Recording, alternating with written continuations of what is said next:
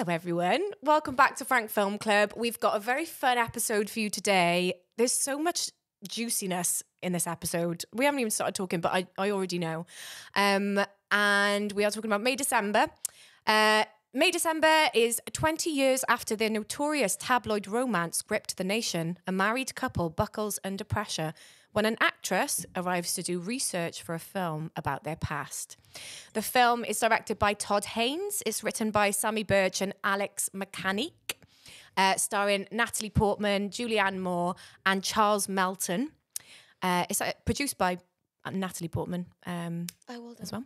Right. So you can watch it on Sky or Now TV if you're in the UK, and if you're in the US, you can watch it on Netflix. I don't know where it is anywhere else, but check it out. It's very good. Stay tuned for this episode. We're going to be talking about the thing I'm most excited about is the real story that this was inspired by, and also how much involvement those people had in getting this made. Yeah. The tone of it, which I think is so specific and interesting. And the lens through which this is told. So the actor coming in, and I'd love to speak to you about method actors and all of that stuff. And I'm sure a ton more. But first, before we dive in, how are you both doing? This week has been really great fun. I've been learning how to make pinch pots. Oh. Because I don't have a kiln or like a wheel yet, but I've just been practicing pinch pots. Nice. And I quite enjoy it because, it's just like a little technique where you just like pinch a pot. Yeah. We really got into. I say we did it twice. We did some clay, like dry. Is it called when you like wet clay or dry clay? Anyway, we did some of that stuff when we were in lockdown, and it was great fun. It's great fun. Yeah, it's a good one. It's just like they're very therapeutic. Yeah. Gorgeous outcome as well. Yeah, because I love having little pots for my things. I have lots of things, you know, just like always collecting stuff. Like if someone gives me a pin in a goodie bag, I've got every single pin someone's ever given me in a goodie bag. So I can imagine in my 26 years, a lot of goodie bags, a lot of pins. Anyway, what about you, Lowry? What have you been doing? I have been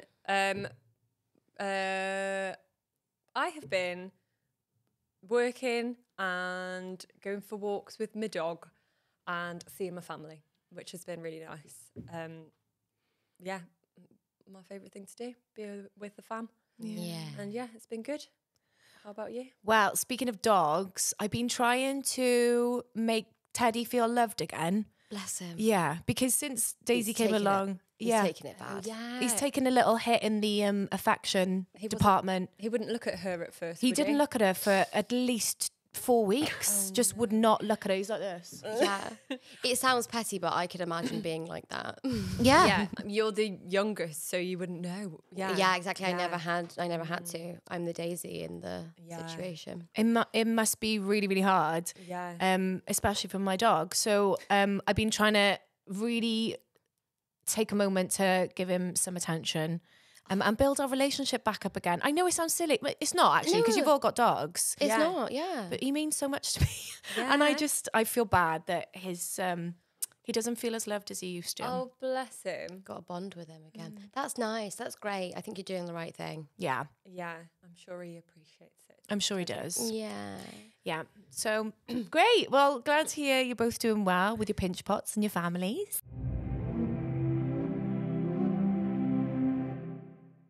So, May December, I think you might have told me about this film when you first watched, and you were like, we have to do it on the podcast, or you said you have to watch it. What are the two things? Probably both at the same time. Yeah.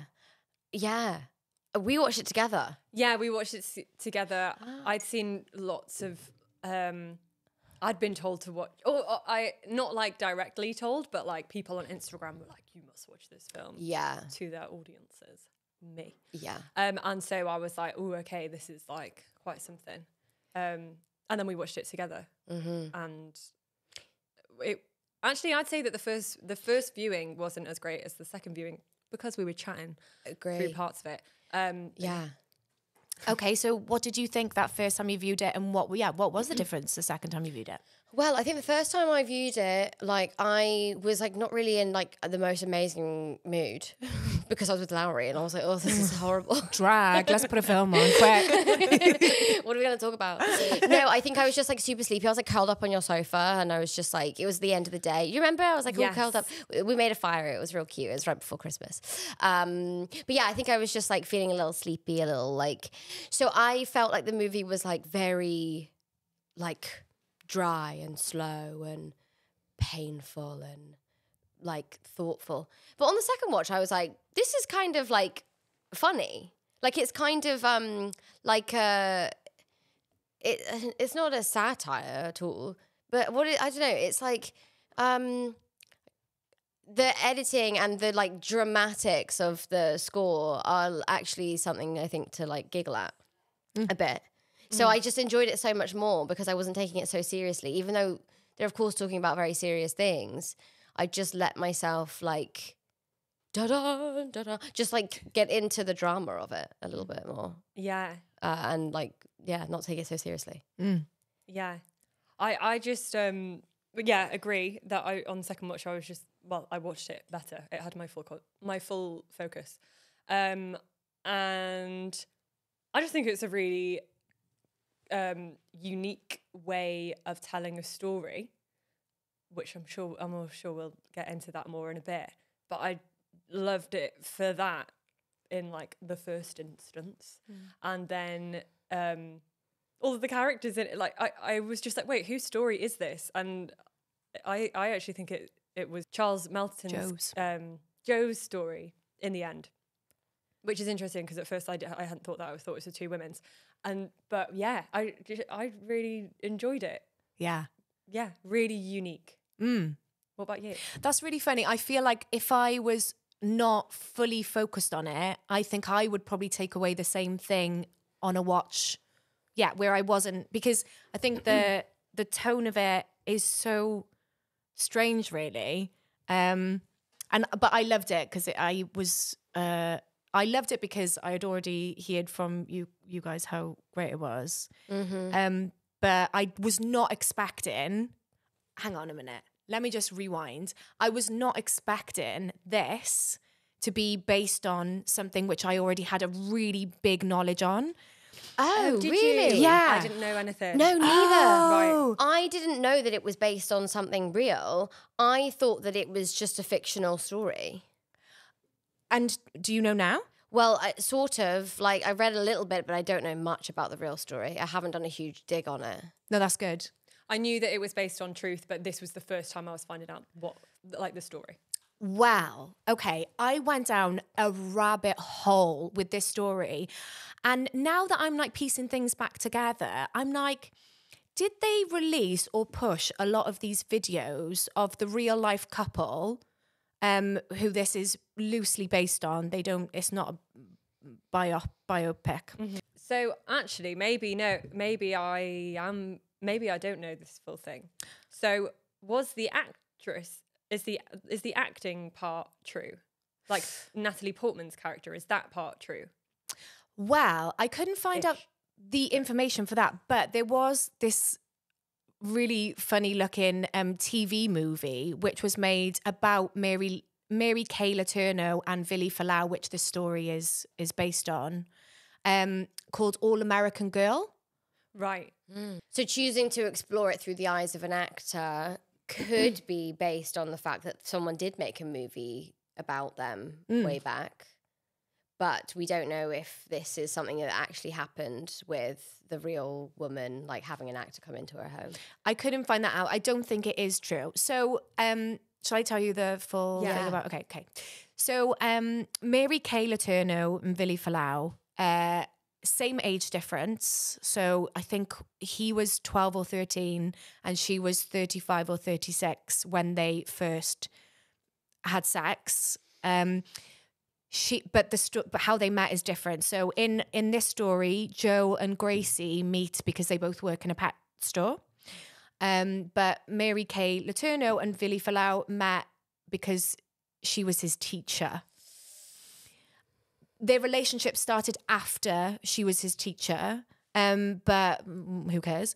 But that's how the relationship started. And the reason why I knew this story, and it dawned on me when I was watching it, is because there was loads of TikTok videos, probably like 6 months ago, and they do they've got like a few interviews where they speak to each other because they ended up getting married in the end, like same thing as this story. And it's them speaking and being interviewed. And then it just dawned on me, I was watching, I was like, this sounds like that case. And it is. Yeah. It's mad, isn't it? And she's just as away with the fairies really as But what how Gracie does is. that happen? And she went to prison. She did go to prison. Right, yeah, but they still stayed together. Yeah. Do you know how long she was in prison for? I can't remember. I think she came out of prison. She got pregnant. She came out of prison and they had an order on her that she wasn't allowed to see Vili Falau. And she got pregnant with him again during that time. And then I think she went back to prison. And then they... He was of age. Yeah. And then they got married. And then they got married, yeah. That's mad that she got out twice. Or yeah. Whoa. Yeah. Yeah. That's mad. I really recommend digging out this one interview in particular with an Australian journalist where the power dynamic is like electric, and that's why it's so memorable. The way that she speaks to Vili, like the real couple, the way she speaks to him is very there's a power dynamic there which is really uncomfortable to watch. Oh, that's horrible. Yeah. It's horrible. Oh god. So this story, May December now, is based on that. However, I've not really seen Todd Haynes say anything about that connection, and maybe I haven't like dug enough. So it's not like it hasn't been. Maybe that's a legal thing. So interesting. Ah, Yeah. Yeah. Because I had also, in everything that I've seen, like there's been that link, and that it is kind of based on that. But yeah, that's interesting that it hasn't been spoken about directly. Yeah. Yeah. I'd say that's probably a legal thing. Just from the very limited knowledge I have of like what we do. I think if there's gonna be like a defamation, like, whatever, then. And maybe by not acknowledging it, it gives him more creative license to just Tell whatever for it story to be because whatever it's which exactly. is, I'm assuming, is what it's ultimately become, because it's not tied to anything. yeah. That he's just kind of like, become this. But choosing to tell this story through the eyes of an actor coming in to play her as a character, like really, really amazing. And that was the part that I think, in recommending it to you, I just thought that you would love, because it's just like such a fun part of what we do, that part of filmmaking, and you get to really see into that in this film. And once again, we're referencing Inception. The last 3 episodes. Have we? Am I going mad? Yeah, we have. No, we have. Yeah. Crazy. Crazy. Whoa.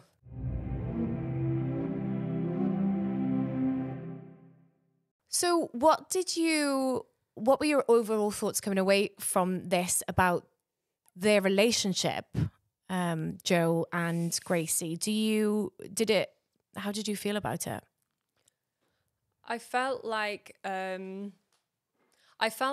first, or maybe throughout actually, it was looked at in a as much of a non-judgmental way as possible, which is great. But ultimately, you can't deny, like, you can't not see that the issue with the power balance and the issue with everything that's gone wrong there. And that's something that I really loved about the film and about Natalie Portman's character, who's called Elizabeth. Like, she's looking at this story, at this character, both these characters in her mind, and is trying to just understand them and justify their reasoning for both of these things. And I just thought that was really a really smart way to show that in a film. But ultimately, everyone who watches this film it's going to be like, yeah, but it's so wrong. And it is. And I don't know, I thought it was dealt with so well. Yeah. Because like if you're watching like a documentary about something like this, or even like it's something that's used in TV a lot or film a lot, that it be told through the lens of like the police officer like investigating it, or like a journalist investigating it, but she's trying to like find out the intention to like get under the skin, and that's so interesting. Yeah.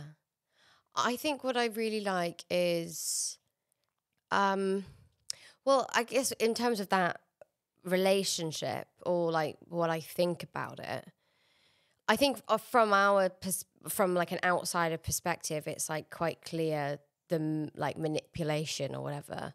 But when I think about his experience and his reality, I don't think he thinks that he has been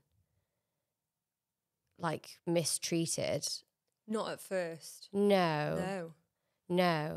And I don't know, the more I think about like life, it's just like your own reality is your reality, but all of our realities are different. But you actually can't change someone else's. Do you know what I mean? But yeah, I mean, I'm not talking about what's morally right or wrong, but I just think that like May Joe, the fictional character, like make his decisions and be like happy with them, you know, and it actually doesn't really matter what I think. Do you know what I mean? Yeah, I think so. I think in this story and in the real, what this is based on, he does come to reckon with it somewhat. I feel like you're seeing at the end, him starting to want to pull away or like realize what's happened to him or something. Although you don't see that actualization, but I feel like he is starting. And like you were saying, it does very much become Joe's story. Yeah. It was when I was watching it the second time, I was like, and correct me if you think I'm wrong here, I don't feel like Elizabeth or Gracie actually have that much of an arc. It's more that we just like start to understand them more as characters. But Joe has such an arc, and it's, unless that's just me like seeing the obvious bits there, but that's what made me think maybe this is Joe's story, and that these women are just like two pieces in telling it. Yeah. And I just thought Which that was is so, because cool. you don't think that at all going into the film. I don't know if that's the intention though. Yeah, either. it's true. Maybe it's not. Because like I don't think he'd put those two on the poster. That's what I found and funny. say and have them double carded, like, you know, shared on a card if it was supposed to be the other guy's story. Like, is that actually like mean that it's lacking? I don't know. I mean, I loved it. I wouldn't say it's a lacking story at all, but it was just like, I was like, I don't know if Gracie or Joe, Gracie or Elizabeth change. Yeah. Elizabeth definitely does change because she's trying to become Gracie. But is she always like that? Like, is she always there to manipulate and get what she wants in order to fulfill a goal, which is to play the role at the end, but you just don't see it? Yeah, that's true. She definitely goes on a journey, and she learns. She learns about She obviously learns about Gracie. But it's funny that Gracie is this like sweet, seemingly sweet. The way that even like her voice and the way that she holds herself, like she's trying to come across maybe on purpose, like she's manipulative in that way. Coming across as this person, I think that she is obviously a master manipulator with the situation with Joe, because how do you get consent from a 12-year-old? Yeah. There's some disordered thinking or something that she can't help in the way that she is, and it's not touched upon, but there's a lot of very erratic emotions in this, and maybe that's trying to hint towards some sort of diagnosis that isn't like explained. And the thing is as well, the way that Mary Kay Letourneau says that who this is based on, I think, she always refers to their relationship as an affair. And she just doesn't understand that what she did was wrong. But, you know, he pursued her, and she comes up with all of these reasons. And I feel like, you know, That's crazy. people do convince themselves that, like, nobody's coming like trying to be an evil person, are they? No, they Yeah. just like people act And- from Yeah. And that's what's so dangerous. I think that's what makes a dangerous person. Yeah. yeah. Is when they actually can they justify it so much in their brain. Yeah. That's what, it's You don't even- dangerous. And somebody as well who will repeatedly Yeah. make mistakes, social mistakes, Yeah. because they really do not see anything wrong with what they're doing. Mm-hmm. And, you know, I think the other thing about the acting, using the actor as a lens to tell this story is like, I feel like, is this going to be, are they married now and they've carried on with this relationship as a facade because they want to sort of like prove people right? And then you've got someone coming in who's like going to be putting on a bit of a show and a facade, and like, are those things linked in a way? Yeah, maybe. Just to keep it going and continue to justify the reasoning. Yeah. Yeah, maybe. Have you ever worked with a method actor? No. Oh, I'd love to. I'd really love to. I'm just so fascinated Yeah. by the process of preparing for a role. Like, have you ever, you've worked on a real life character, which you've had to like research and stuff. Mm-hmm. Is that like self-initiated, or is it set up by, how does this sort of work? That's self-initiated, and I feel like everyone's process usually is, and like the director will just come in and help facilitate whatever works best for you. But that's like a dream to go and do that. It would be so scary to like do it, but I feel like it would be like an amazing life thing to do, you know, like go and like really shadow a family and build the character. But like everything that Natalie Portman was doing, I was like, I could so imagine, like even like when she just like is like rehearsing in the room, like looking at herself in the mirror, I'm like, we all do that. Like you read a scene and then you like go and then you like say it out loud or like whatever. Yeah, I thought it was like really beautiful. And doing it through the lens of an actor versus doing it through the lens of like an a police officer or like whatever, you really can have someone asking really like personal questions with no need for a filter, because you can just be like, oh, if you're not comfortable, like that's fine. Whereas when someone's coming in like and investigating something and they have an agenda, then there's immediate reason for someone to have a guard, you know what I mean? But it's just like she's living in their house and like sitting in the places that they sat, and like, yeah, it's just like a really clever way of getting under the skin of Gracie. Would you have liked to have known more about Elizabeth? Because we don't know her outside of this context at all. I don't think I minded not knowing her outside of the context. Yeah. I mean, the context is that she's obviously really famous and known, and everywhere she goes, people know who she is. Yeah, I don't know. I don't know if this is this true? I'm just thinking of my own, right. I don't know if I loved Natalie Portman's performance or if I was like blown away by it.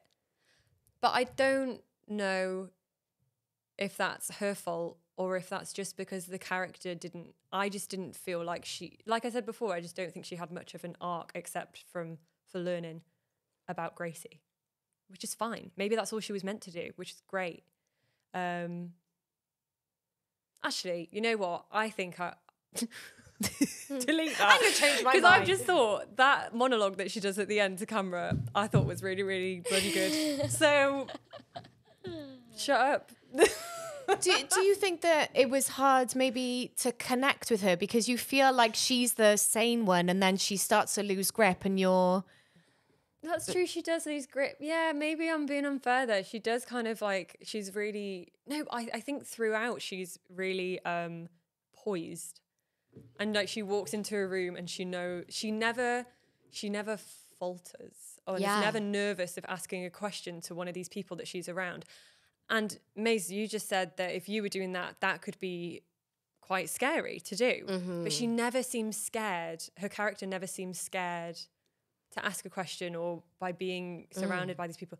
And maybe that's what I didn't love about the performance, because I was like, this seems so easy for you. Well, there's no vulnerability, is it? Yeah, maybe it was that. But like for that to be like Elizabeth as a character, it's like there's a certain, this can be debated, but like there's a certain ego that comes with That's true. playing a real person, whether it's a biopic or like there's a certain amount that you have to back yourself to be like, yeah, I'm going to go into this person's house and I'm going to take their life and I'm going to like ask these really personal questions so as I can understand like my motivation, so as I can go and perform and be hailed as an actor and celebrated as like my greatest life achievement. And it's like you're just taking someone's life, and like this is someone's actual life, you know?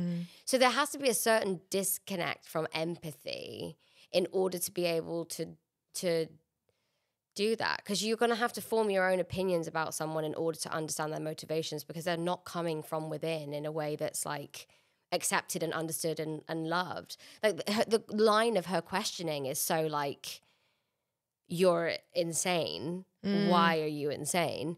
And of course, Gracie, in Gracie's eyes, is not insane. So how can an actor who already has this judgment of, you know what I mean? Yeah, absolutely. And you see it all the time. Like, you know, I think the show that I have just been in, The New Look, we talk about Coco Chanel, and hearing Juliette Binoche, who plays her, really try to understand the decisions that Coco Chanel made, which are things that like none of us would agree with or do.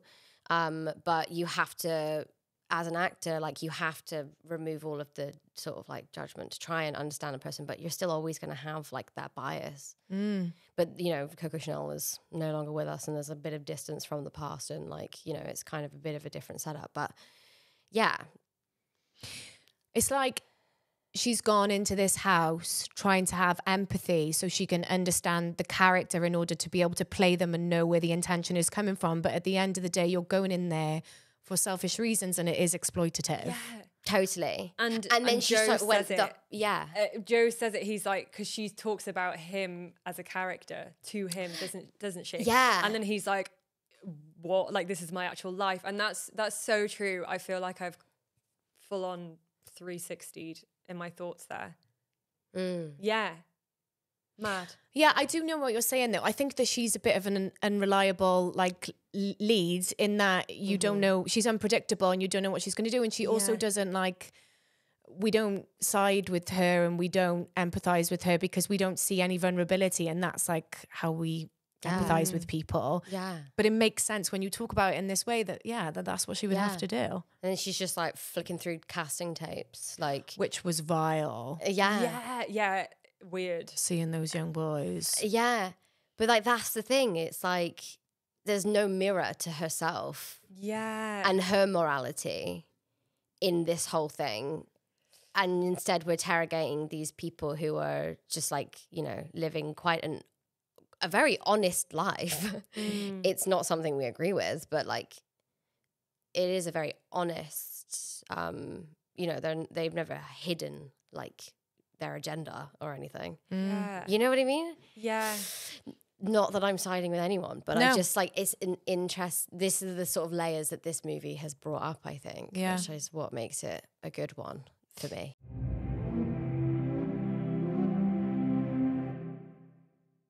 So one of the writers, Sammy Birch, who actually used to work in casting as well, said that you could do it with the reporter coming in to get the scoop, but it makes so much more sense to us right from the beginning that this was an actress and that it was not someone with any kind of ethical or moral code. Yeah. Not saying that all actresses have no ethical or moral code. But there's a certain like piece of that you have to park at the door, I think, if you want to, you know, do that. Yeah. Because you can't hold both in your head. If you do, when you stand up on the stage and pretend that there's like nothing exploitative about what you've just done, then. Well, talking of exploitation, the it's sort of like a bit of a self-fulfilling prophecy potentially, because so Mary Kayla Turner is not alive anymore. She passed away a while ago.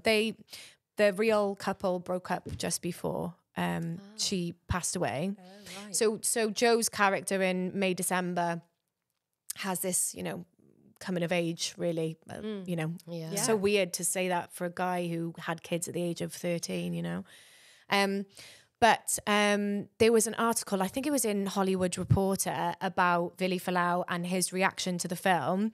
And he said that nobody ever consulted him, got in touch with him to let him know that it was happening. And he's gutted because he would have really helped them make a great film.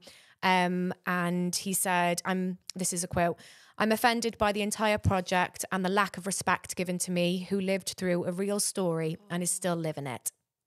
That is shit. That is shit. Well, that's why they haven't spoken about. That's why Todd Haynes hasn't said. That's so horrible, especially because he's like, he would have liked to have been a part of it. And Yeah. Again, being exploited Yeah.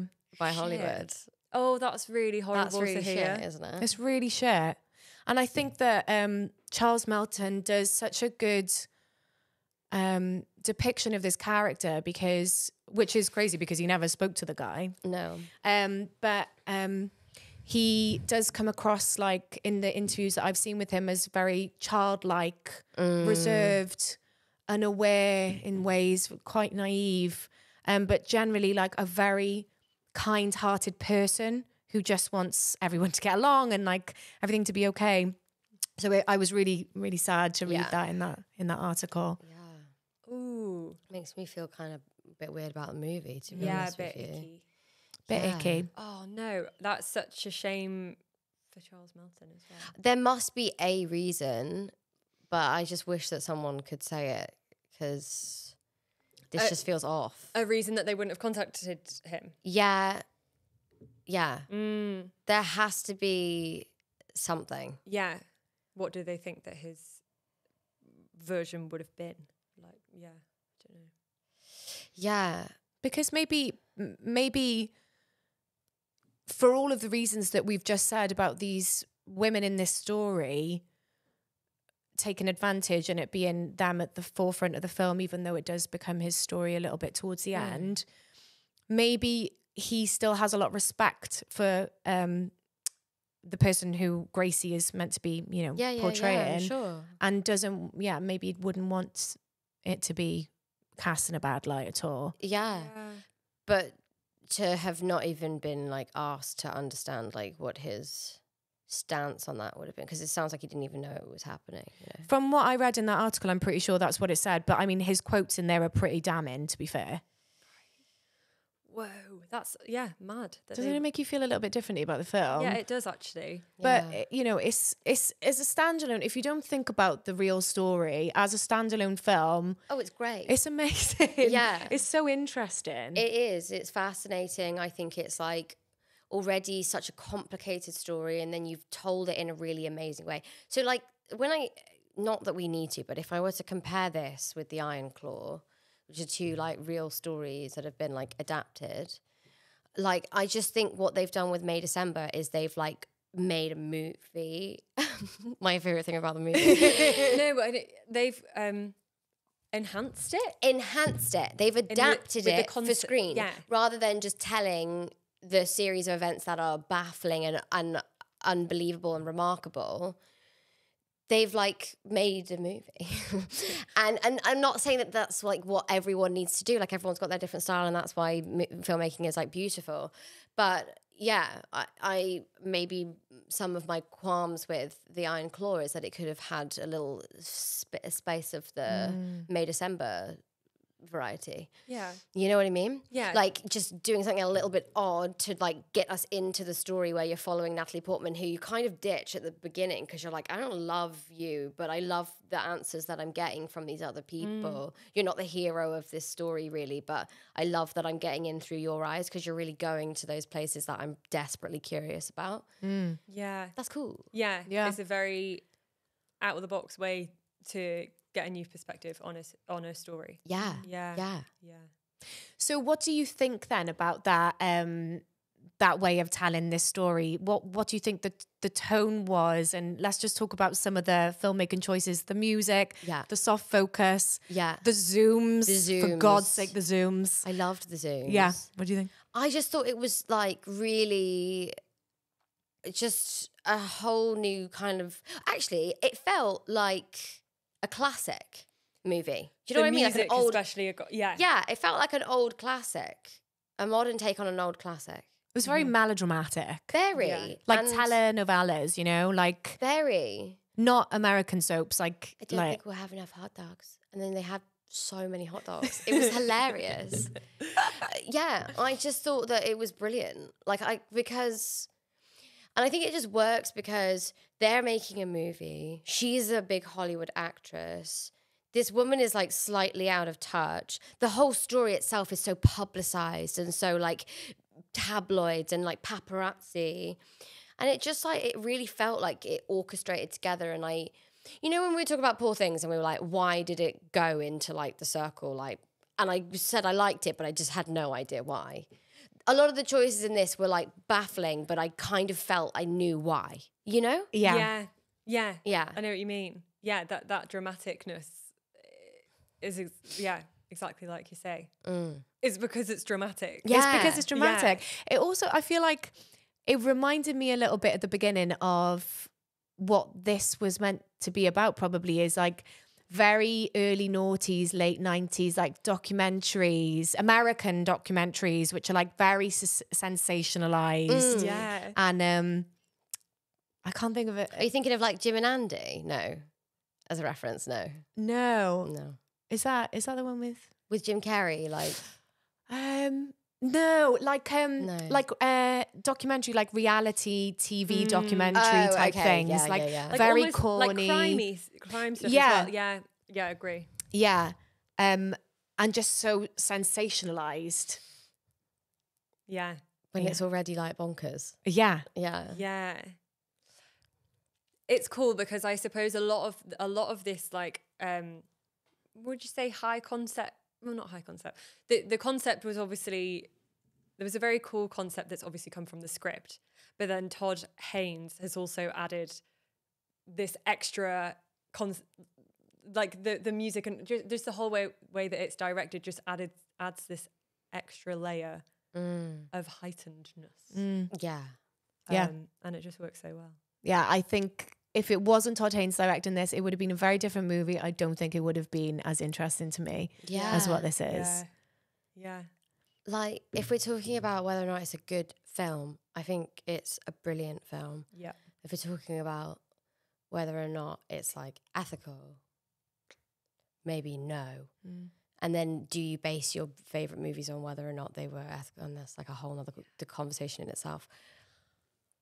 I cannot believe that they didn't. I can't believe that they didn't talk to the actual family, because I actually thought that in the film it does actually talk a little bit, or it brings up themes of like the ethics of filmmaking or storytelling about people's lives. So to have not have done that in real life, actually, that's why I'd find mad.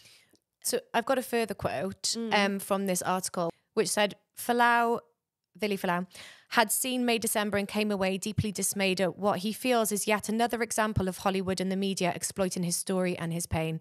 What he can't understand most is why he was never once consulted by the movie's director, its screenwriter, nor the actor, an award season favourite who played the character so clearly based on him. And I wonder if the filmmakers deny that it's based on that, or they just keep stum. This is what I mean. There has to be a reason, whether it's legal, whether it's like creatively. They were like, we don't want to open that can of worms. We want to tell the story that we want to tell.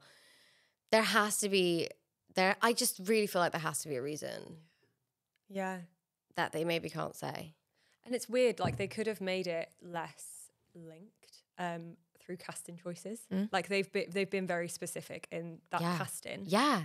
And so why didn't they just try and get away from that if they wanted to? Yeah. It feels really like silencing a little bit. Yeah, you know what I mean? It's where just it's not like, very nice.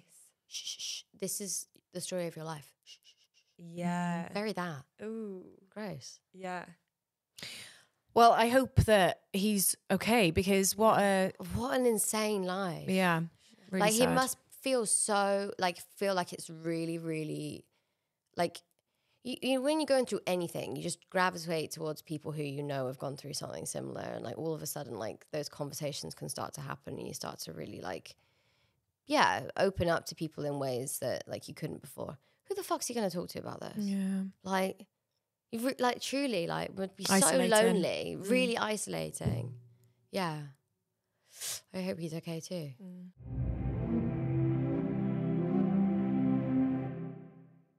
Okay, let's get into some of the specifics on filmmaking. Any guesses on how many days this took them to shoot? Ooh, that's a good question. I'm guessing like I think they probably could have done it in like 24 days. 30. 23. Oh, Yeah. so close. Yeah. What did they take a bank holiday Monday or something? I What did don't they know. I don't know. It was pulled together really quickly because Todd Haynes was on a biopic of Peggy Lee's life with, I think it's Peggy Lee, with Michelle Williams, which fell apart. And then they had this script that Natalie Portman approached Todd Haynes with when she was producing it. Todd Haynes then brought on Julianne Moore because he'd worked with her a lot before. And then it all kicked off all of a sudden. And I've heard him speaking about, he always worked with the same HODs as people tend to do. And for this, because of that reason, by the sounds of things, he had to work with all new HODs mostly. And he found it very scary, but I think the outcome was like, brilliant. yeah, you get more creative source. You might not have like the first hand with somebody, but Yeah. That's cool. Love New that. ideas, I bet. And yeah, Yeah. nice and fresh. Keep it fresh. keep it fresh. Any ideas on the budget? 15? Oh, no, these are big actresses. These are like, I think they're easily getting paid like, Would Natalie be, if she's producing, maybe she'd be doing it for cheap. you're It's right. a first time writer. But although Okay. it's Todd Haynes, I don't know. 15. I'm going to stick with it. 25? In the middle, 20. Oh, Yeah, nice. great. Okay, so critics' response, I think that it's been well received, but it hasn't really got any nods. Awards. Weird that. Like, It did get one. what The was Oscar, that? sorry. Actually, it got more than one, I say. Oscar for original screenplay Right. and Golden Globe nominations for all three lead actors, actually. Oh, Yeah. great. I think it win Best First Screenplay at the Spirit Awards, I think. Yeah, I Oh, think that's great. right. Yeah. The Interesting indie. that it just hasn't... Well, it's kind of done well. Yeah, good, but Yeah. Were you maybe gonna not say good because now we don't know how we feel about the film. Yeah, I feel like I just feel that way about awards season at the moment. Like this last year, I think we've had like an amazing year of cinema. And I think you were saying that in like the last episode or episode before. But I have felt like it's been a bit like some of the things have been a bit like of a curveball for me. I've been a bit like, oh, I feel like all of these things would be like in the Oscars rumble, but I just felt like others would have like led the charge, like All of Us Strangers and this and even Iron Claw or I'm trying to think what else. More so than like what we have seen.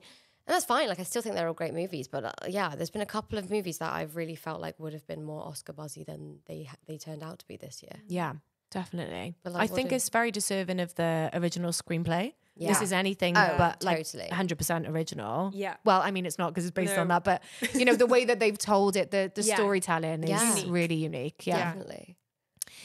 Great. Okay. So now it's time for Letterboxd. Yay. Yay. So, I hope they're funny, or are they going to be sad? can't remember. So I've picked out a few. There's one by Hung Cat, who gave it 4 stars. It's all soap and camp until Charles Melton cracks, and you realise what you've been watching is a horror movie all along. Yeah. Yeah. It's true. It's like silly. Like, And then you see the casualty of it, the victim. Yeah. A review by Clara with loads of stars around her name. 5 stars. So scary how mentally you remain the same age you were when your trauma happened. Charles Melton encapsulated that so well. Yeah. Sorry, they're not funny. Jason DeSommer said, I couldn't tell if this was supposed to be a parody. Yeah. Yeah. There's something like very jovial about. Did you laugh out loud at all? Yeah, I mean only the hot dogs bit. Yeah, same. I don't. don't think we have The enough- 2 dogs were really funny. Yeah. Do you know the 2? Yeah, Mm-hmm. they've got really. It's not that funny. What, just because they're funny dogs? Yeah, they just. They just look funny. Watch it back, you'll laugh. Okay, great. I'll watch it back just for that moment. Or I could just Google dogs, you know? Yeah. And last one from Meg Shields, who gave it 4-star and said, Will Ferrell producer credit jump scare. Which agree. I was like, does that say Will Ferrell? Yeah. That is so funny. He produces some good films. Good for Yeah, he did him. Succession. Yeah, he does a lot of good stuff. Some of Succession. Very good. Well, coming up for the filmmaker, I've got info that Todd Haynes is directing a Joaquin Phoenix film. Oh. Which is a love story between 2 men set in the 1930s. Oh. Ooh, lovely. Yeah. Nice. Oh. Ooh. That's Um, exciting. Okay. Any final thoughts, my friends? You know what? Having a real morality crisis about this movie. And I think that it's really something that I couldn't say I've like solidified my opinion on, because I just think it's going to grow for me throughout my life. Like, who has the right to tell what story? I just don't think that it's clear. Is it the person who makes the best movie? Like, I'm just really not undecided on that. And this has like really thrown me again, because I think I used to say like it's whoever's going to make the best movie. And then now that I've watched this movie that I think is an amazing movie, but heard the reality of that, I'm like, oh God, I don't think that at all anymore.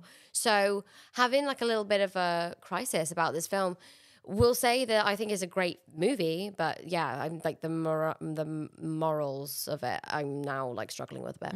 Yeah. I am exactly the same. I'm so torn right now. We both also had a tuna melt for lunch today. Yeah, we like did. we are just We are exactly the same. Also, what do you have on your lap over there? Not hot water bottle, because you didn't give me that. Oh yeah. I've got it. Sorry. Sorry. She's freezing over here. Sorry. I also felt that, and I also can't make up my mind. It kind of just makes me think, maybe we just shouldn't make movies about everything. No, not full stop, yeah. maybe we should just stop the film industry. No, maybe, because I'm like, maybe we should only make films if it's your story to tell, or if you can't, yeah. Otherwise, we just shouldn't make film. Oh, it's really got me mind going. Yeah, true. Like, I really think that I always struggle, and more so as I'm like going through my career, about exploitation and how far we push actors, how much we use real people when we cast them in stories and their lives, and is that exploitative if then they go on and they want to be an actor and they can't be an actor because they can't play other roles, and how do you like manage that? What's your duty of care? And I think that this really brings that up, but like on a much wider industry scale. Yeah. And something that I just think we have to keep on thinking about. And I'm sure that the filmmakers of this, they know they must be devastated after reading an article like that. Yeah. You know, it's not, they're not doing it to hurt him. No, exactly. It's a tricky thing to navigate, but I think we just have to keep on realizing when we might be falling into that trap potentially, and like how to best navigate it ourselves. Mm-hmm. Yeah. I think like talking, like, you know, them talking about that a bit more wouldn't go amiss. Yeah. You know what I mean? Notice it. Don't do a Gracie. Don't ignore it. Yeah. Full circle. Don't do there. it sweeping it under the rug. Yeah. Love a full circle. Mad. Great chat, so gals. Great chats. What a great episode, Han. Well Would done, love thank you. to know. Thank you. Would love to know what you all thought of it. So get in touch with us on social media. We are at Frank Film Club on Instagram and TikTok. You can email us at filmclub@wrap.world. What they said. And follow us on YouTube as well, or whatever they're saying is subscribe on YouTube, and please share. It really does. Don't out me. So ageist. Please do the things that you're meant to do on all the social media channels. And join us back here for more Frank Film Club.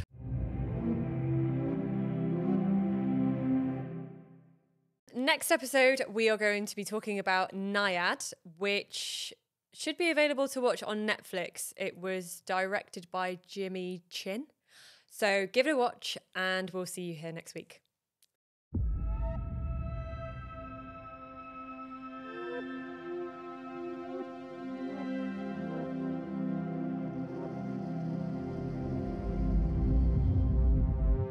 This podcast was presented by Wrapped.